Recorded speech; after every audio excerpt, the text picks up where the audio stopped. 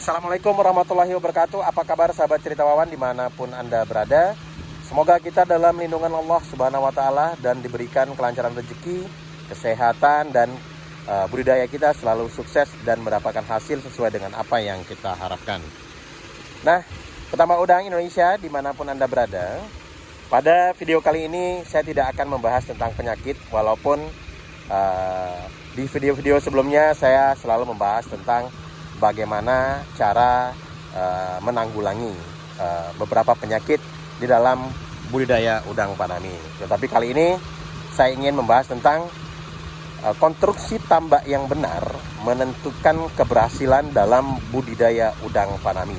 Dan kebetulan kali ini saya sedang membuat satu petak tambak, ya, itu lagi proses membuat central drainnya. Kita akan tunjukkan agar kawan-kawan tahu bahwa konstruksi itu penentu utama dalam kita atau keberhasilan dalam budidaya udang faname. Kita simak videonya. Jangan lupa subscribe kawan-kawan.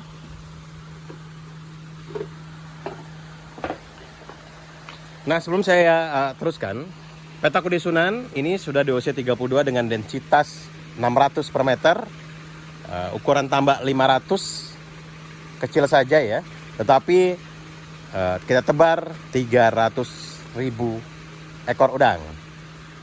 Oke, kita akan bahas tentang petak tambak ya. Jangan lupa tanam sayur biar kita sehat. Nah, baiklah petambak udang Indonesia dimanapun Anda berada, ini adalah petak tambak dengan ukuran 77. Ini lebarnya yaitu 7 meter, panjang 11. Kita menggunakan mini pad. Itu juga seperti itu. Ini kita gunakan untuk nursery pond ya. Nursery pond. Jadi nanti kita akan pindahkan. Ini sekarang densitas 3.000 per meter. Petak ini kita tebar 250.000 ekor udang. Pada video saya yang lalu sudah saya lihatkan pertama kali kita tebar ya. Dan saat ini sudah DOC 7 hari. Nah, ini kita sedang membuat petak tambak dengan luas 25 dikali 12 meter. Nah, seperti ini kawan-kawan. Untuk dasar petak tambak saya sudah saya pastikan di atas permukaan air ya. Ini kan air pembuangan, ini sudah di atas permukaan air. Jadi ini lahan awalnya. Saya gali setengah meter, terus saya pasang bambu, saya uruk ya. Jadi untuk galangannya saya uruk agar bambu nanti dindingnya akan menjadi kuat. Nah, baiklah kawan-kawan petambak Indonesia dimanapun Anda berada, pertama yang wajib kita perhatikan adalah dasar tambak harus rata. Harus kita timbang water pass ya. Ini kan rata, kita timbang water pass. Jadi saya akan kecilkan dulu ya. Nah, seperti ini. Nah, itu yang sedang dibuat adalah central drain. Central drain ini kita harus pastikan lebih turun dibanding lantai dasar atau areal pakan yang lainnya. Nah, ini kita karena luas petanya hanya 250 meter persegi, kita menggunakan pipa paralon 4 dim ya. Ini sedang pengerjaan central drain.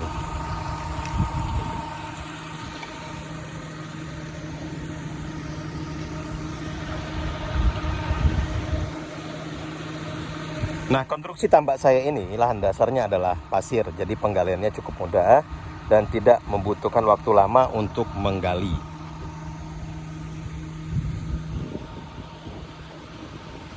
Seperti halnya ini juga, ini petak tambaknya sudah dipastikan rata ya, tidak miring ke kanan dan miring ke kiri.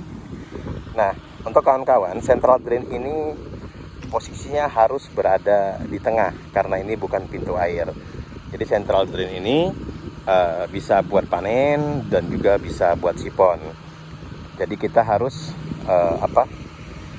ukur apabila luas hanya 250 meter persegi, maka kita tidak perlu besar-besar membuat pipanya.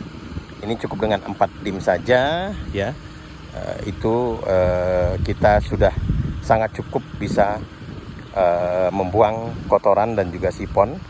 Apalagi nanti kalau panen ya, kita cukup buka saja pintunya, karena menurut saya sudah cukup efisien. Tetapi kalau memakai pipa 6 dim dan 8 dim, maka nanti terlalu keras, tidak seimbang dengan luas petak tambaknya. Jadi ditentukan dulu ada central drain, agar nanti apabila dari sisa-sisa pakan apabila sudah budidaya, maka dia lumpur tidak menyebar. Dan apabila nanti ada kematian dalam budidaya, maka udang akan tersentral di titik kotak tersebut. Nah, ini pentingnya konstruksi tambak yang memang harus dipikirkan sebelum kita budidaya.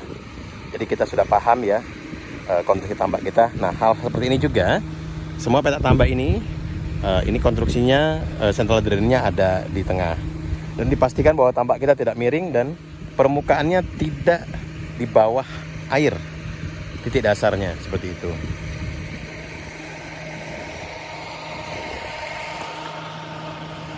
Nah, ini kotak elbow atau pembuangan.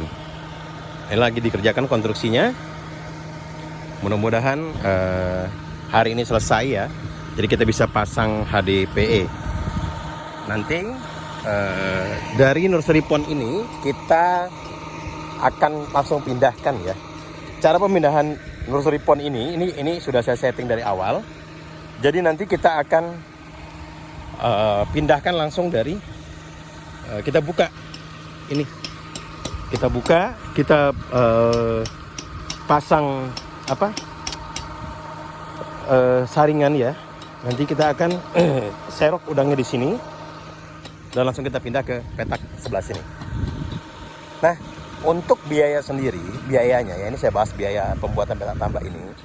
Untuk biaya pembuatan petak tambak 200 ya. Ini nanti kita tebar dengan kepadatan 500 meter persegi.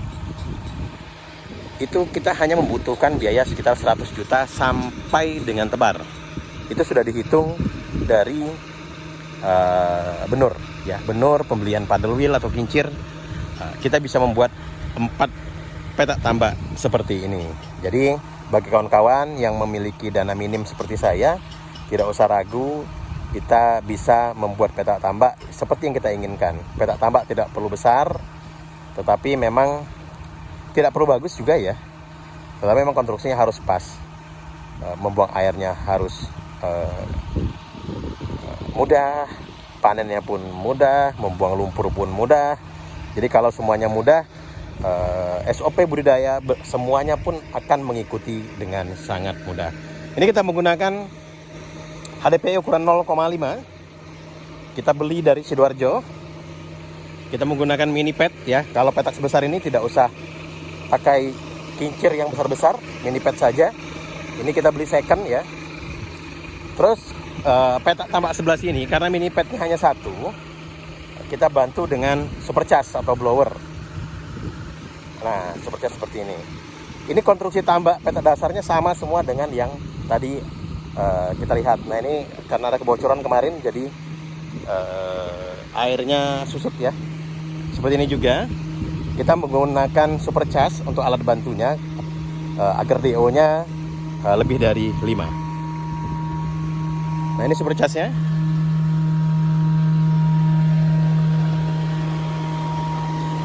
Nah, ini petak Udisunan. Sekarang DOC 32 hari, densitas 600 per meter. Mudah-mudahan siklus ini berjalan dengan baik, walaupun banyak di luar sana petak tambak sungguh kita perhatikan sekali pengeringan panjang ya. Nah, seperti itu kawan-kawan, konstruksi tambak yang benar menentukan kesuksesan dalam budidaya udang faname. Tetap ikuti channel saya. Apabila bermanfaat, Anda ikuti. Apabila tidak bermanfaat, cukup Anda tonton saja dan di subscribe. Cukup sekian. Wassalamualaikum warahmatullahi wabarakatuh.